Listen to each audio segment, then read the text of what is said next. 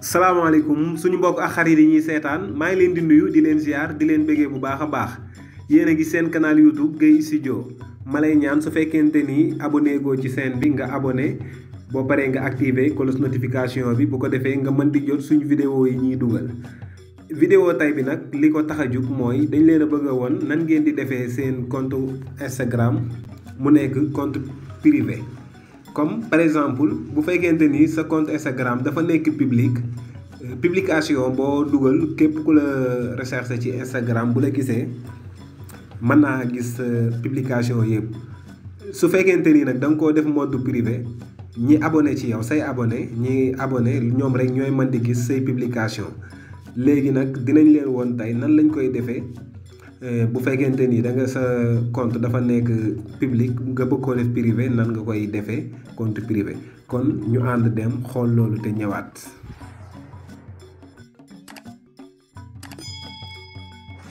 léegi nag boo bëggee def loolu da ngay dugg ci sa Instagram boo duggee comme nii léegi boo xoolee fii ci suuf fii sama logo bi nekk moom ngay appuyer. après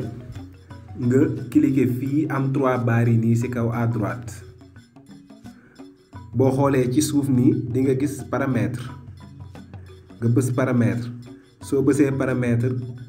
après nga dugg confidentialité léegi soo duggee confidentialité nga xool di nga gis confidentialité di compte moo nekk nii nga dugg. di nga fi gis benn bouton moo nekk nii nga cliquer ko mu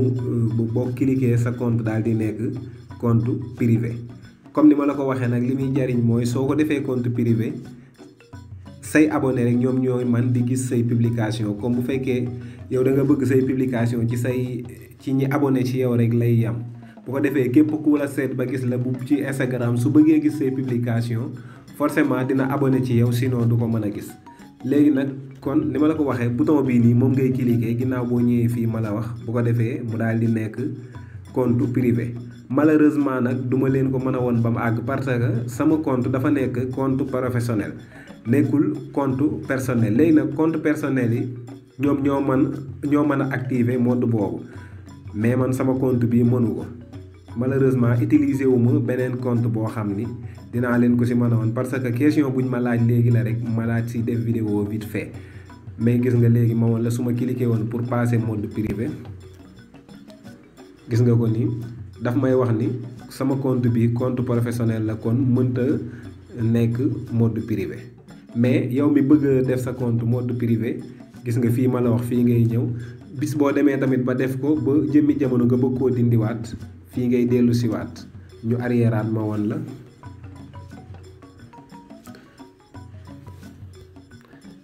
su fekkente ni def nga sa compte mode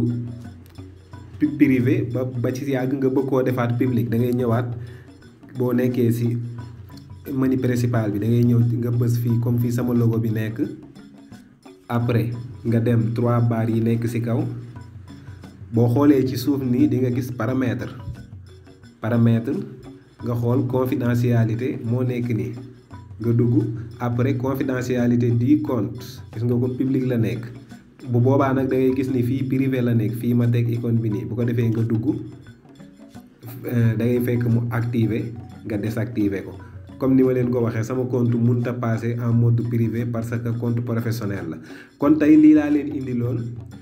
di leen sant di leen gërëm yaakaar naa ni vidéo bi dina leen neex su fekkente ni noonu la demee bu leen ko fàttee partager bu ko defee ñeneen mën see jariñu waaw su fekkente ni abonné goo tamit maa ngi lay ñaan nga abonné ci chaîne bi activer cloche notification bu ko defee vidéo bu ñu dugalati YouTube dina la envoyer notification xamal la ni Gueye Studio dugal na vidéo bu bees maa ngi leen di jox rendez-vous balaa yàgg fan yi incha allah ci yeneen bagage jàmm ak jàmm